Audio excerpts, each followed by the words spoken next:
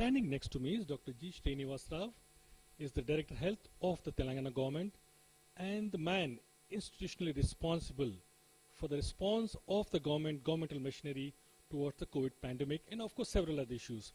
He'll be joining us and talking on a range of issues today, something which every one of us should hear and which something every one of is dear to us.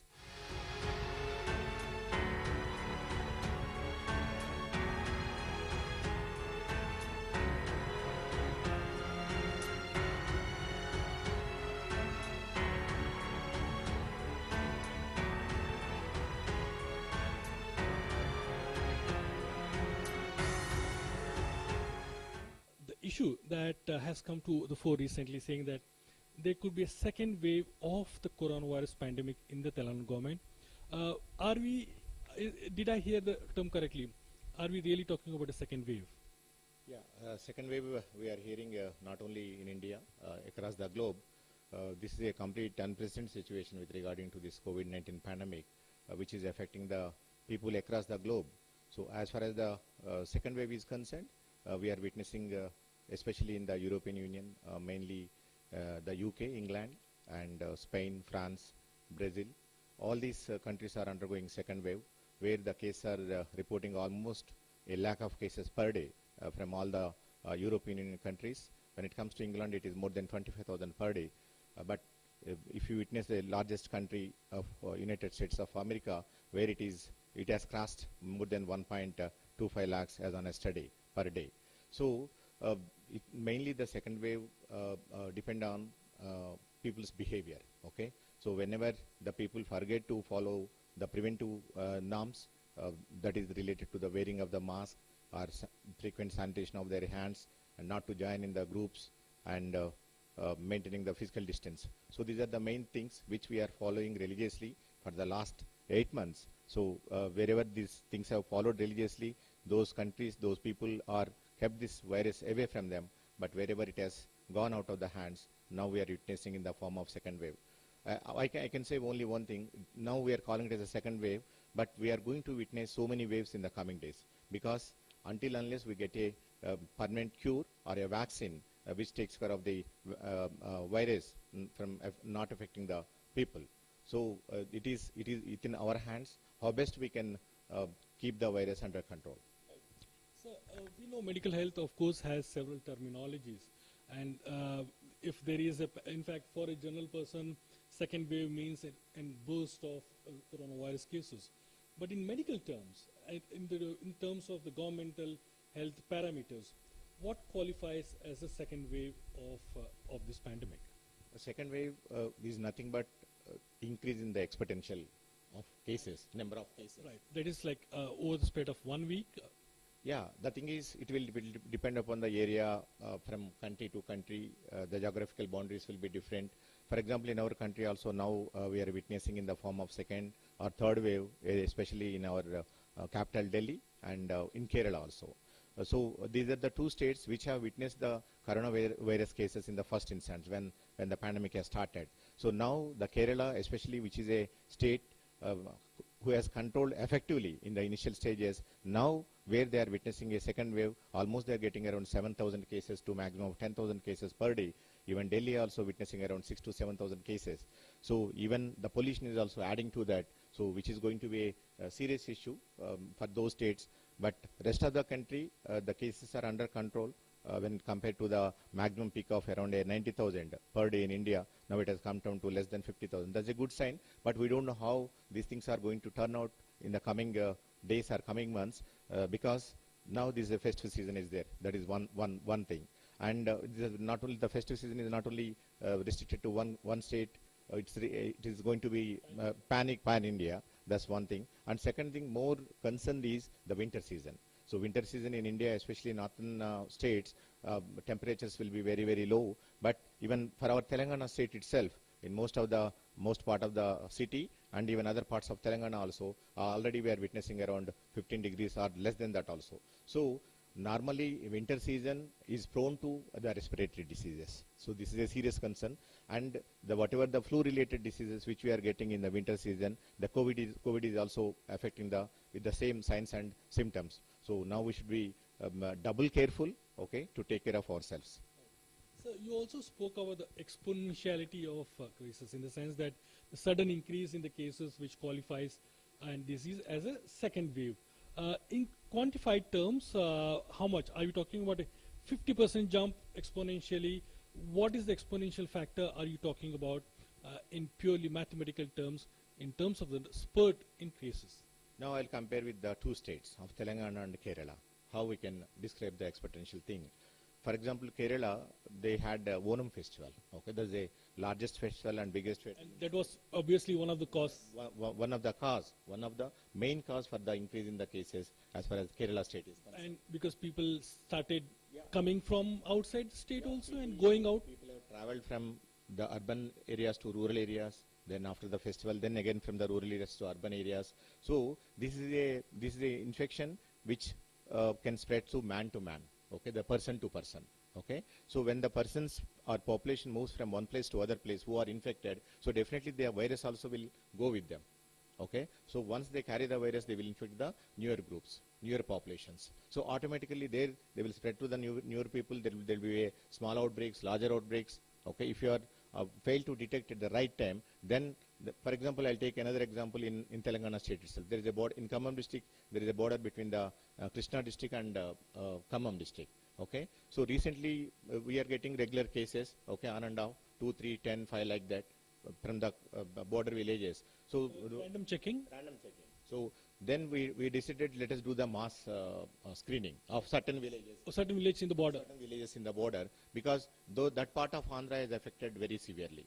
Okay, so let us have, because normally in the border villages or border smaller towns, so there will be a continuous movement of the people will be there. So because of that, we have taken the mass screening of the particular villages where we are having a population of 250, 300 like that. But you will be surprised to know around 60, 70 cases have could able to detect. And in what population size? It's almost 200, 300 population. That's it. It's huge. It's huge number. So these are the things, these are the early signs which we will get. Okay. So for these areas, wherever you come to know it is affected, and especially there are super spreaders also in the community. Okay. So these are the super spreaders, maybe from the kirana shops or from the auto drivers or the Raitu Bazars or any Santa. So these are the people which we need to identify on regular intervals. Now we as part of the Unlock 05, we have opened everything except the schools and educational institutes and cinema halls in Telangana. So definitely it is adding value. Okay. So and I would like to take, compared to the Kerala Onam festival, now in Telangana also we celebrated a big festival called Batkama and Dashera also. Actually our health department is having so many apprehensions. Okay, definitely the cases will go up, but surprisingly the last 10 days, 15 days we are continuously monitoring. It is almost 2 weeks we have finished the festival, both the Batkama, and though it has not celebrated in a larger scale, because of the advisory or alerts given by the health department, people has obeyed the instructions, advisory, and they followed all the norms, preventive norms. So there is no any exponential growth as far as good news. It's a really good news. But for this we should not satisfy or we should not feel happy, because Sorry to interrupt you. What? How did that happen? Like, how, despite people traveling to Dasara, of course it's not a major festival, perhaps you don't see large number of people moving from urban areas to rural areas. What really happened there? No, actually Batkama festival is a major festival in Telangana. Okay, Dasara is also a big festival. But the thing is, we advise the people. We have the Telangana government health department has started a special campaign. Okay, that is wearing of the mask. Okay, that is on the name of Mask Maharaja. So whoever wear the mask properly, so he will be called a Mask Maharaja. Whoever call the mask properly by a woman will be called Mask Maharani. And this is limited within a certain geographical area? Yeah, that is for Telangana purpose. Like village-wise? Yeah, village-wise, we have taken up not only from the state level, we have taken this to the village level also. So we have used our Kalajata Brundas, and we have used the social media, which is having a high potential nowadays, okay, and also other modes of media. So we could able to reach the people, and especially we are having a army of 25,000 ASHA, Secretariat Social Health Activists, at the village level. So these are the people who have spread the message across the villages and educated the people with regard to the do's and don'ts when it comes to the coming to the larger gatherings. That's why we have not seen that many gatherings compared to the previous year. So this has resulted a very good effect on the number of the cases which we are reporting. Okay. Now, in terms of exponential increase, Kerala has seen a sudden jump after Onam festival. What is the kind of exponential increase, even if it is slight, which has happened here in Telangana? And what kind of increase do you expect, which will qualify, or probably if you already called it a second wave, what will qualify as a second wave? No, if it is, the thing is now we have, as part of Unlock 05, we have opened everything, okay, because we cannot put ourselves in a closed doors. We have to allow our economy run. We have to allow people to go out for their livelihoods. These are the things which we need to balance. Health is one hand, and other livelihoods and financial things are other hand. So both the things we need to balance. That's why the Department of Health and Family Welfare is trying to educate to the people. That's one thing. So whenever people forget to follow the norms or show some kind of carelessness with related to taking of the preventive measures, so that time there will be increase. Wherever in the state of Telangana, in some places, definitely there will be small outbreaks. So it will be identify our public health workers and it will be handled immediately. But sometimes we won't even get a alert also. Okay, so those times it will continuously spread, and one fine day you will see a large number of cases, maybe in hundreds also, only from particular area. I will take one example in one of the institute. Okay, I don't want to name it that institute. It's a government institute. It's a training institute. Okay, where there are around 2,000 people, and there are one or two people who found to be positive. Then they have forgotten. They continued their activities. Then within 10 days of time, we could able to detect almost 500 cases in that one particular instant. Okay, so these are the things where we will try to forget. Okay, in not taking of the preventive measures or in not informing to the health authorities. Okay, so these are the things which we are trying to address and advocate in the identified groups. Okay, sir, enumeration of the number of cases, how is it done? Because you have workers at grassroots level, and there is a kind of stigma also, and people initially people used to be very readily agreeable to share data and go the test done. Now after the unlock thing, there is a sense of casualness about it. There is a sense that okay, this will not come to me. So in such a situation, how is the enumeration possible? And the enumeration of the COVID-19 cases, is it true to the actual data on the ground? Yeah, actually, being a new virus, it's a hardly 8 months old virus to the world and to everyone. So initially there was a lot of fear, okay, among the communities, among the masses, okay, and so that kind of fear also has created whatever the said reasons. But now, after passing of the 8 months, so then the people have realized, okay, we need not to worry much, okay. So if you could able to take these 3-4 preventive measures, so we could run our daily life, okay. So go out for our livelihoods. So this is the one thing. This is a really good change. And as you rightly said, the stigmatization. Initially, there was a lot of stigmatization.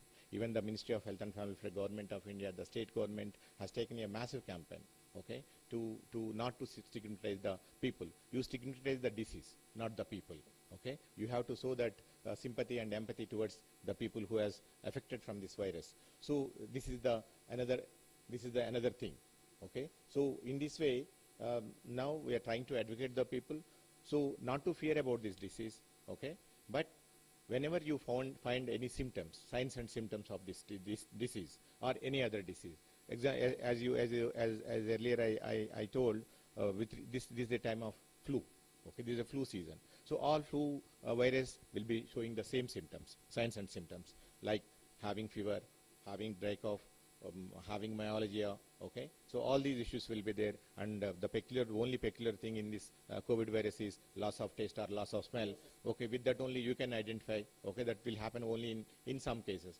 The another interesting factor in this is the people who has diagnosed with the COVID-19, more than 70% are asymptomatic, okay, where they have not shown any symptoms. But these people are carrying the virus, the virus is there in their body, still they are potential to infect the new people. So the problem why this much spreading, rapid spreading is there as far as this virus is concerned. That is the reason who are infecting the people without having any symptoms. What is the ratio of people who are symptomatic to asymptomatic? Because as you describe it, this looks really terrible. I mean, people sitting in this room could be asymptomatic, and you would never know until 14 days your own kind of body is unable to cope up. How do you recognize, or what is the level of asymptomatic cases? Yeah, as far as Telangana state is concerned, as of now we have detected almost 250,000 cases.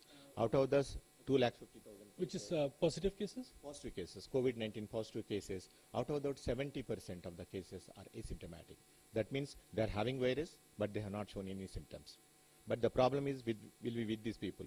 In the community also, these kind of people will be there who are not showing any symptoms, but who have not been detected for the COVID-19, still they can spread the disease. So for these reasons, still the virus is existing with us, still it is continuously infecting the new sections of people. So that's why whenever you have any symptoms of the COVID-19, or whenever you realize that you are exposed to a positive person, please come to our testing centers. The Telangana Government Health, Medical and Family Welfare Department established 1,200 centers across the state, to that down to my all primary health centers in rural areas, urban primary health centers in urban areas. Please make a visit whenever you have any signs and symptoms, maybe related to a regular flu or a COVID-19 related virus. You please come and check yourself that you are suffering with COVID or not.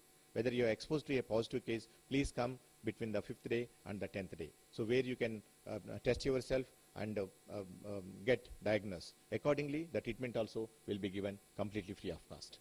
So in case of asymptomatic cases, obviously their symptoms are very mild, and people will carry on with their work, and they infect larger number of people. What's the duration of checking, COVID checking everyone should do, and what are the basic symptoms like cough and cold? Is that a sign that they should immediately get it done? And what's the frequency in which they should keep on doing the tests? Yeah, normally the COVID-19 symptoms, signs and symptoms will be, you have a cough will be there, the cold will be there, and you will get the fever also. Sneezing? Sneezing and cold, okay. So myalgia, If I need body pains. So all these symptoms will be there. Sorry, sir. What kind of sneezing, and what's the duration of all this? Is it continuous? What are we talking about in general terms? So like The intermittent cough will be there, okay. spread or how many? Yeah. Dry cough. Okay, it's a dry cough will be there. The only problem is this same kind of signs and symptoms will be there, other flu disease also. This is a problem. And during this winter time, you have other virus called H1N1. That is the swine flu virus. So that also will be there. So flu virus will be there on one hand, and H1N1 swine flu will be there on other hands, and we have COVID-19 also. So this item, the problem will be with the asymptomatic people, as I earlier said. The thing is, if you see the mortality more than 70-80% in the older age people, and also having the comorbid conditions. Okay, so with these people, the thing is, the poor people, they never went out. During the lockdown, they restricted themselves to homes, and after that also still, I know so many families or so many elder people who never ventured to went out, but still they got infected, and even they lost their lives also in the process of getting out. So my only observation is, these are their own family members who went out for their livelihood, or who went out for some other purpose, met the new persons, got infected, and carried the virus to their places. And they went to their elder people and meet them, okay, without taking any preventive measures. In turn, their own parents or grandparents infected and lost their lives. The way you describe it sounds very terrible. I mean, there's absolutely no standard method anybody can adopt except like this one. Can you list down those like 10 methods, so to say, because symptomatic people are a problem. We can't detect them. They are there everywhere. So in terms of ensuring a basic minimum safety, especially of our own body and people, especially those who have comorbidities, what should be done? Can you just enumerate, sir? Yeah, actually, we can see a lot of healthy change for the last 7-8 months. Actually, there is a lot of damage has been done to the lives and to the economy of the world or the country with related to the COVID. But one thing we should thank full to the COVID, that is a lot of a sea change has been brought among the people with related to their healthy lifestyle. Okay, the governments and the people trying hard for last so many decades to bring that change, but now there is a lot of awareness among the masses. That What kind of okay? yeah, among the masses, that is one thing. With regarding to their personal hygiene, with regarding to their environmental hygiene, okay, and with regarding to their food habits, now they are taking more nutritious food, okay, more immunity booster related food. Well, these are the very, very healthy changes. And moreover that, whatever the advice is, most of the people, whatever the advice is, has been given by the health departments, that is with related to the wearing of the mask. This is a very, very, very important thing. Now we are all awaiting for the vaccine. Okay, there are 100 companies are in the process of manufacturing the vaccine. But no virus got the virus, got the vaccine within a 6 months or within a 1 year span. It will take minimum 3 to 5 years if you want to have a effective vaccine, 100% effective vaccine. So even the vaccines which are being Covaxin in the pipeline, they're basically the temporary, like 5-6 months, etc. The thing is, there are two things, interesting thing in this. Okay, one is whatever the research is going on with related to the vaccine. The efficacy, what we came to know is hardly 50 to 60%. So if you vaccinate 100%, 100 people also, maybe the effectiveness or efficacy will be there only for up to 60%. And the efficacy is 60%. They'll probably ensure that they'll be. Other persons may again get infection also. But another problem is with related to the antiviral vaccines. Every year you have to take the vaccine. It is not going to give a permanent protection. Like So now are you talking about, sir, which antiviral? Any COVID virus or even flu virus also, regular flu virus also, for H1N1 swine flu also will give the vaccine. And people also tend to take these vaccines. But the problem is only it will protect up to 6 to 9 months, not more than that. Again, the next year you have to take the vaccine. The same thing will happen with the COVID-19 vaccine also. So already we have 4 vaccines in our hands, the cheapest vaccines. That is, whenever you go out, please wear the mask. Don't forget to wear the mask. Okay, this is self-vaccine. These are the self-vaccine. Self-vaccine, you need not to go a doctor, you need not to see a scientist, okay? So this is a cheapest vaccine is wearing of the mask whenever you go outside. That's the first vaccine. And second vaccine is the maintain the 6 feet physical distance from others. The third one is you frequent cleaning of your hands. You need not to clean your hands with a sanitizer. You can clean your hands regularly, frequently with the soap. That is more than enough. The fourth one is not to join in the mass gatherings. So if you could able to take care of these four things and make these things religiously as part of your living, daily living, okay, which will protect yourself, your health, and also protects your family, entire family. So when we have these 4 vaccines, which is the cheapest vaccines in our hands, then why we need to fear, or why we have to wait for a vaccine which is, whether it's going to come or not, we don't know. And absolutely, because the clinical trials are also being speeded up, which means that the efficacy of the vaccine is also a big question. In terms of vaccine distribution, of course the central government and the state governments have worked together to form a protocol. The first will be frontline health workers. Is there any timeline in which, let us assume that the vaccine is available today, tomorrow, pardon me, is there any timeline in which all the frontline workers will be first given the vaccine and then the general public? What's the kind of scenario are you looking at, or is it something which can be discussed in the public? Yeah, actually you will be surprised to know already the Government of India, Minister of Health and Family Welfare has formed a National Task Force Committee on the COVID-19 vaccination program, where it has been already addressed to all the states, okay, to get ready themselves. Whenever the vaccine is going to come, we should ready to do the vaccine. That's one thing. And accordingly, the states, at the state level, there is a state task force which is chaired by the Chief Secretary, and the Health Secretary and other HODs also will be part of that. And already they requested us to enumerate all the frontline healthcare workers.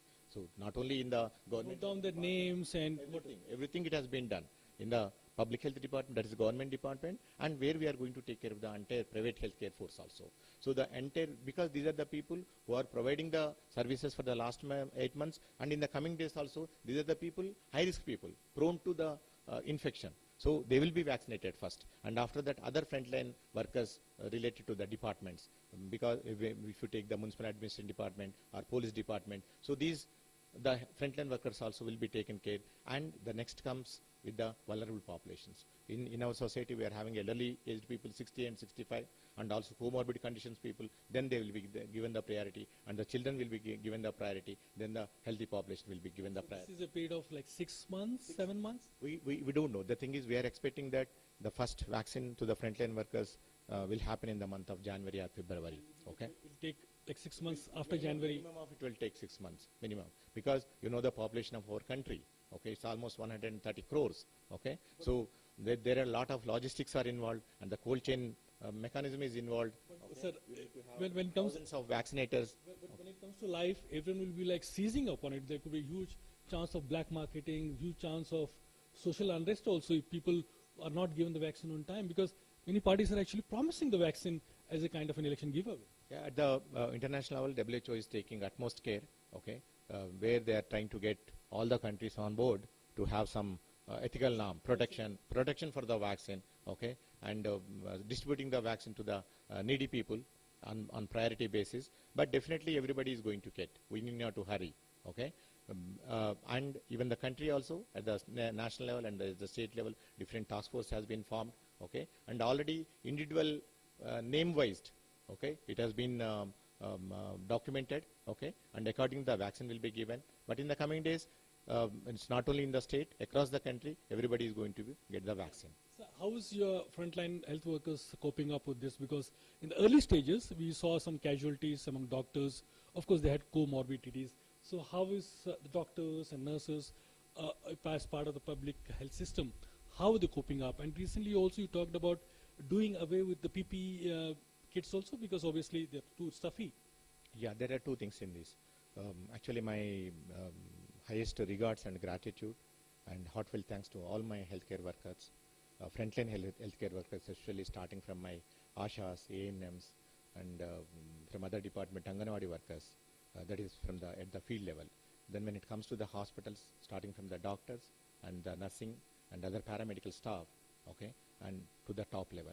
And we are having a great visionary leader, my Honorable Chief Minister K. Chandrasekhar Garu, who took a lot of initiatives, okay, and he has released hundreds of crores for controlling of this pandemic. So apart from this, whatever the sacrifices our people have made, especially the healthcare workers have made, almost more than 3,500 of my healthcare workers has got infected while they are providing or rendering services, and 30 of my healthcare workers lost their lives. Okay, so this everything they have done, they sacrificed their lives, they sacrificed their families for the last 8 months. They are providing the relentless services to the people and to tackle this pandemic. Okay, so we need to recognize their services. Not only our department and the initial stages, you can see the police department action. Okay, actually it is not their job. They have joined hands with the health department. You take the municipal administration department, it's not their job. They joined the hands. Like that, so many light departments has come together to fight against this battle. Okay, so like that, there so many lives have been lost from all the government departments, even the private health sector also, and thousands of people have got infected. So this has been, all these sacrifices have made only in the interest of saving the public lives. Okay, so we need to recognize their sacrifices, and as I rightly told again and again, why I'm insisting is not to forget these 4 preventive measures. And also, that was Dr. G. Srinivas Rao. And of course, do remember the vaccines he is talking about, the personal vaccines, and watch the entire program to know the vaccines which he is talking about. And absolutely hats off to the entire public health system in the state and across the country, across the world, for trying to ensure that this pandemic doesn't bring us humanity on the hills.